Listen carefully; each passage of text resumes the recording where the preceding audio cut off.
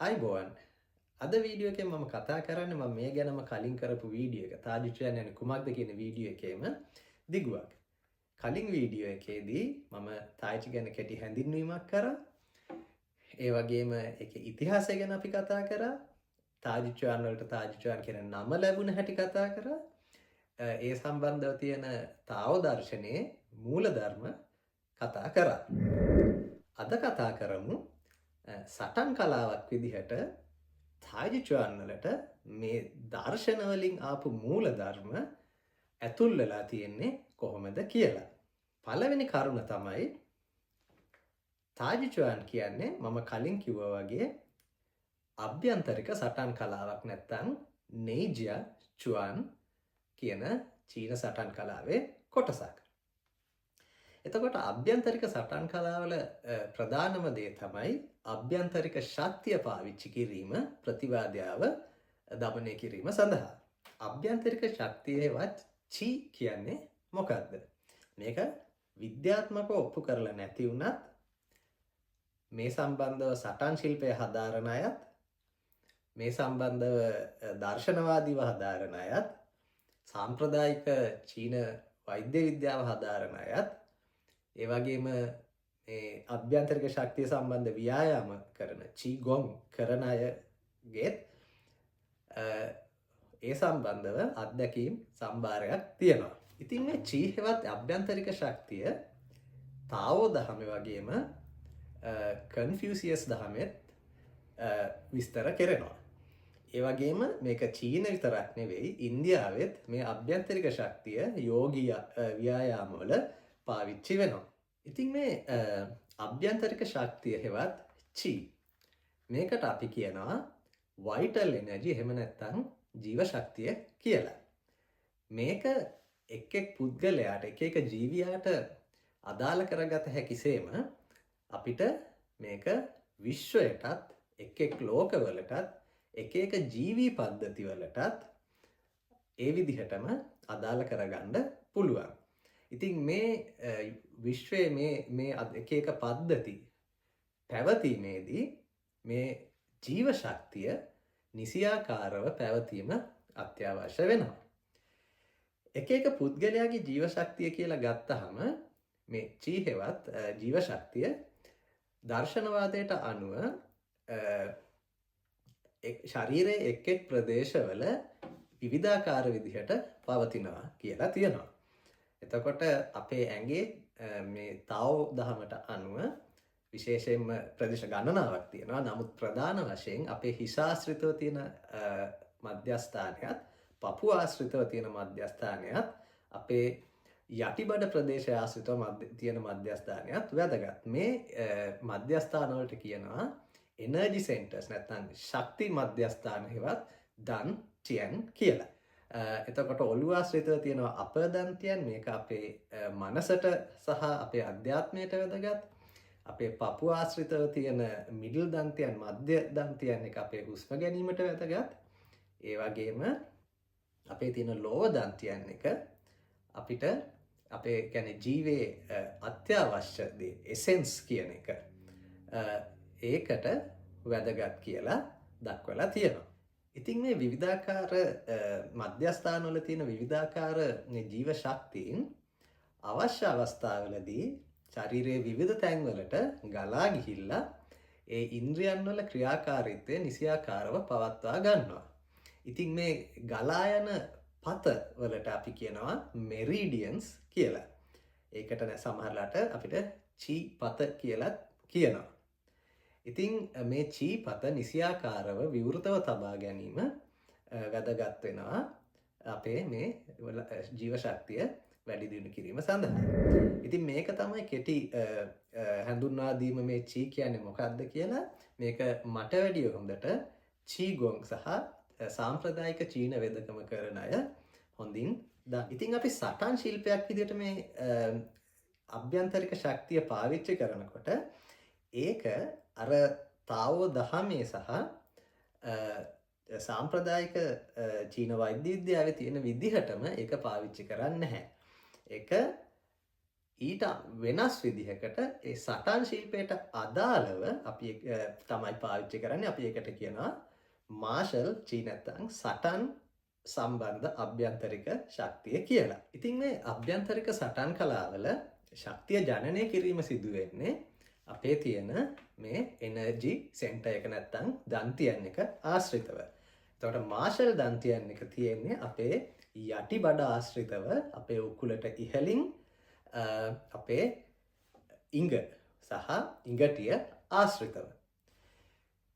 ඉතින් මේ ජනනය වෙන ශක්තිය අපි අර චී පත හරහා අවශ්‍ය ස්ථානවලට ශරීරයේ යොමු කෙරෙනවා. ඒ යොමු කරන ක්‍රම බාහිරින් අපිට නිරීක්ෂණය කරන්න පුළුවන් වෙනවා ජින්ස් විදිහට. එතකොට ජින්ස් ඔෆ් තාජ් කියලා මම වීඩියෝ සීරීස් එකක්ම කරලා තියෙනවා.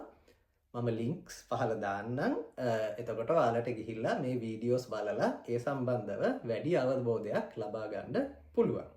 ඉතින් මේ ශක්තිය නිසියාකාරව ශරීරයේ අවශ්‍ය ස්ථානවලට යොමු කිරීම මගින් අපි අර බාහිරින් ෆිසිකලි අපිට මස්පිඩු සංකෝචනය කරලා තෙරපලා, ඒ කියන්නේ ලොකු මසල්ස් හදාගෙන එක්සර්සයිස් කරලා අපි ජනනය කරන ශක්තියට වඩා වෙනස් ආකාරයේ ලොකු ශක්තියක් අපිට ඒ අවශ්‍ය ස්ථානවලට මේ ශක්තිය යොමු කිරීම මගින් අපිට ජනනය කරන්න පුළුවන්. එතකොට මෙතෙන්දී අපේ ශරීරයේ තියෙන નિયમિત ඉරියව්ව පවත්වා ගැනීමත් ශරීරය සැහැල්ලුව පවත්වා ගැනීමත් අවශ්‍ය වෙනවා. එහෙම නොවුනොත් අපිට අවශ්‍ය අවස්ථාවලදී ඒ අවශ්‍ය ශක්තිය નિયમિત ස්ථානවලට යවන්න බෑ.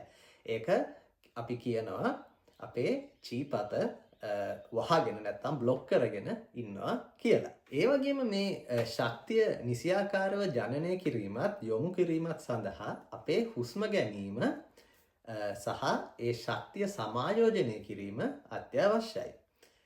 මේ හුස්ම ගැනීම අපි කරන්නේ අභ්‍යන්තරික සටන් ශිල්පවල abdominal breathing නැත්නම් deep diaphragmatic breathing නැත්නම් මහා ප්‍රාචීරය ආශ්‍රිතව කරන හුස්ම ගැනීම කියන ක්‍රම. ඉතින් මහා ප්‍රාචීරය ආශ්‍රිතව හුස්ම ගන්නකොට අපේ ශරීරය ස්වාභාවිකවම සැහැල්ලුවට පත් වෙනවා. ඒ වගේම අපේ මහා ප්‍රාචීරය තෙරපලා හුස්ම ගනිද්දී අපේ පෙනහළු වඩාත් විවෘත වෙනවා. ඒ නිසා අපිට වැඩිපුර හුස්ම ගන්න පුළුවන්, වාතය ඇතුල් කරගන්න පුළුවන්, අපිට ඔක්සිජන් වැඩිපුර ලබා ගන්න පුළුවන්. එතකොට අපේ ඇඟේ තියෙන ඒ වගේම අපේ ඇඟේ තියෙන කාබන් ඩයොක්සයිඩ් ඉවත් කරන්නත් පුළුවන්.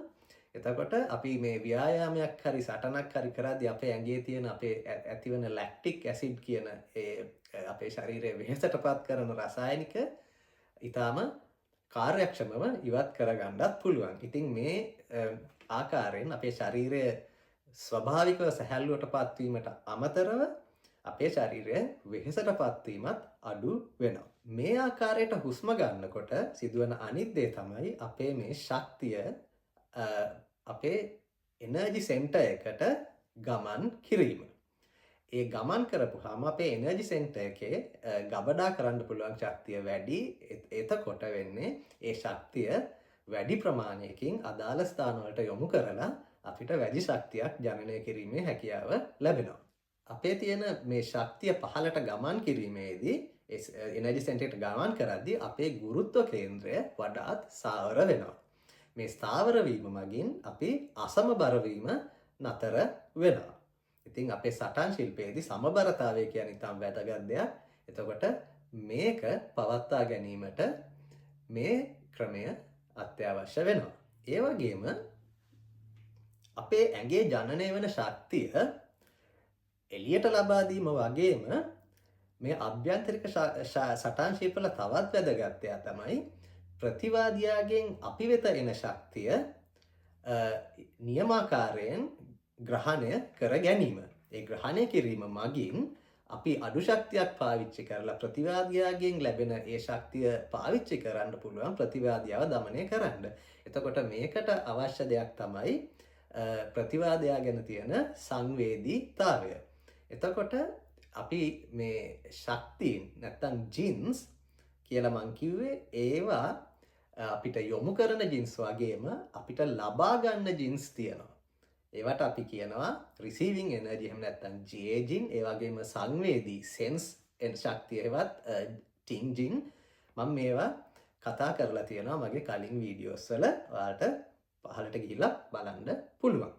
ඒ වගේම මේ අභ්‍යන්තරික ශක්තිය මනසටත් ඊටාම වැදගත්. මොකද අපේ මානසික ශක්තියත් මේ අභ්‍යන්තරික ශක්තියේම කොටසක්. ඒ වගේම අපේ ආධ්‍යාත්මික ශක්තියත් මේ අභ්‍යන්තරික ශක්තියේම කොටසක්. ඉතින් අපි සටන් කලාවක් විදිහට ගත්තහම අපි ප්‍රතිව්‍යාධියා සමග ඒ සටන් අවස්ථාවකදී අපේ මනස නිරවුල්ව තබා ගැනීම, සංසුන්ව තබා ගැනීම සහ ඒ ප්‍රතිව්‍යාධියාව අධ්‍යයනය කිරීම, සංවේදී වීම ඒවා සියල්ල සිදු කිරීම සඳහා අපේ මානසික ඒකාග්‍රතාවයත් අපේ තියෙන අධ්‍යාත්මික සංවේදීතාවයත් ඊටාම වැදගත් වෙනවා. ඉතින් අපි මේක පුහුණු වෙද්දී මේ ශක්තියත් නිරන්තරයෙන්ම වැඩි දියුණු වෙවි පවතිනවා. ඉතින් අපි මේ අභ්‍යන්තරික සටන් කලා නිරන්තරයෙන් පුහුණු වෙද්දී ඒ හා සම්බන්ධව අපේ මනස සහ කය සියල්ල ඒ සම්බන්ධව ඒකාග්‍ර කරලා පුහුණුවීම් කටයුතු නියමාකාරයෙන් සිදු කරද්දී ඔයාලට මේ සම්බන්ධව අත්දැකීම් ලබා ගන්න පුළුවන්. එතකොට ගොඩක් දෙනෙක් මේක විස්තර කරන්නේ යම්කිසි උණුසුම් ආකාරයේ ගොඩක් කලක් නිකන් පොපියන ආකාරයේ ටින්ග්ලින් ඒ වගේ යම්කිසි හැඟීමක් හුඟක් වෙලාට අපේ අත්වල ඇඟිලිවල ඇති වෙනවයි කියලා ඒ වගේම අපේ ශරීරය නිකන් ප්‍රසාරණය වෙනවා වගේ හැඟීමකුත් ඇති වෙනවා. මෙන්න මේ ආකාරයට තමයි ගොඩක් අය මේ අභ්‍යන්තරික ශක්තිය විස්තර කරන්නේ. එතකොට ඔයාලට ඒක කොහොමද තේරෙන්නේ කියන එක ඒක ඔයාලගේ අත්දැකීම් වලින්ම තමයි දැනගන්න පුළුවන්. ඉතින් මේක තමයි අපි තාජිචුවන් වල හෝ මොනයම් ආකාරයේ අභ්‍යන්තරික සටන් ශිල්පයක මේ අභ්‍යන්තරික ශක්තිය භාවිතා වෙන ආකාරය. අපි ඊළඟ වීඩියෝ එකෙන් කතා කරමු තායිජිචුවන් වල තයිජි කියන සංකල්ප භාවිතා වෙන්නේ කොහොමද කියලා. එතකල් ඔබලට ආයුබෝවන්.